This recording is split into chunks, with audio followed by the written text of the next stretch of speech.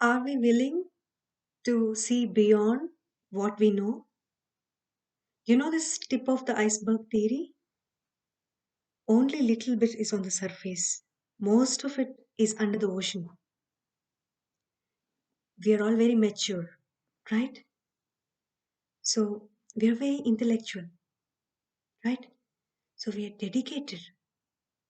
And that's why we look at so many things and we feel wow. When something is so beautiful, our intellect says this wow. When our mind sees this vastness of the consciousness, only then it can know the truth. Vastness meaning, for example's sake, I'm saying, see the earth and the moon, and until the sun, the solar system, the Milky Way galaxy, and beyond the galaxy, there are more galaxies and stars. I'm just saying this for the sake of understanding of this vastness. So only then we will be able to know the truth. This can happen when you put a little bit of attention and some interest. When you have interest in something that is beyond our understanding, then if you're willing to look beyond, that a vastness can can come and hug you. I mean, that then only that is available. Otherwise, what happens? Our mind is so tricky that it wanders from one sense to another sense, and it wants to get satisfied. They want to have best of the best food. And how long can you eat? How much can you eat? There is a limitation. Stomach says no, and then it wants to listen to the music all the time. Ears will start aching. No, there is a limitation of the senses, and there is unlimited um, uh, rush to enjoy and have satisfaction. And then how long can you rub your nose to someone else's nose? There is a limitation, no? Even if you want to have some pleasure, experience some pleasure, there should be some contrast. You cannot continuously 24 by 7 indulge and then expect to have pleasure. You see what I'm saying?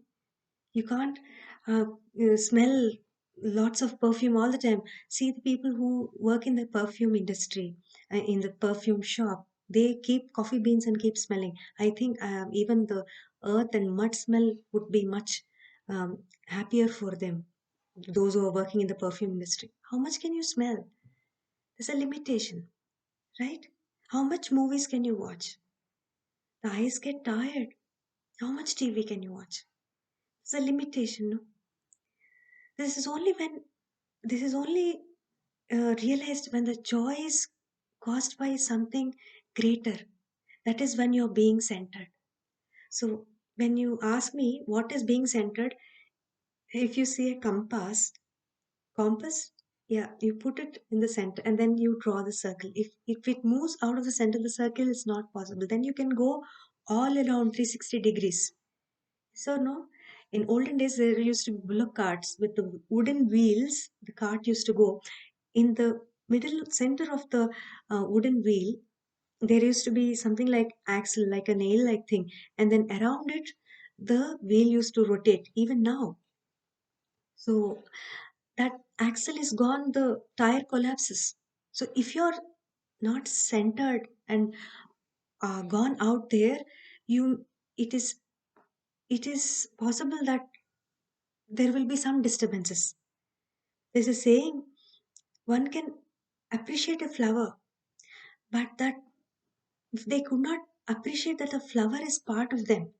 See, for example, not example, this is a fact.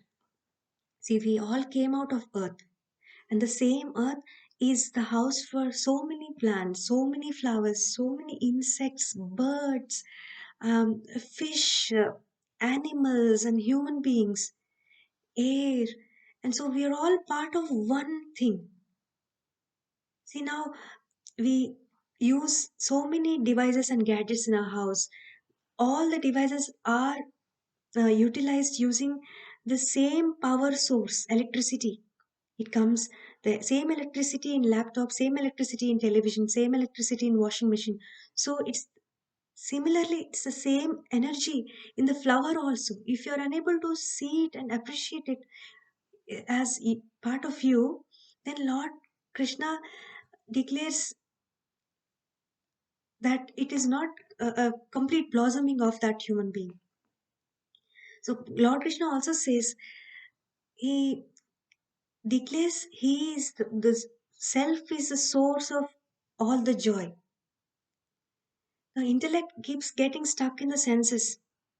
When the mind and intellect and memory gets fixed in that centeredness, there are million possibilities of much more higher peace, much more higher happiness it could be experienced. See, if they're unable to completely get fixated on the centeredness, then one can establish, mm, using some exercises and breathing exercise or at least meditation. However, it has to be done continuously. I mean, with sincerely for certain amount of time without expecting too much, and with little bit of, see, we respect so many fools in the society. Yes, just basing on their educational background and their cadre. We know they're bad and we still respect, but when it comes to ourselves, we don't respect our own thing so much. This results to mental tiredness. So inability to practice will again make you mentally tired. So the mental tiredness and inability to practice, and this is a vicious circle. We need to break it. And many people do practice, and then they help others also. Um, then that's the way. Otherwise, Krishna did not spare in Bhagavad Gita either. He says, if you work in such a way that you really enjoy what you're doing, you'll not be tired. People go to office and they say, oh, I'm so tired, this is so much of work. If you really have passion for it, why will you get tired? Yes. If I make sense, please like this video, share with your friends, and subscribe to my channel. See you in my next video. Bye.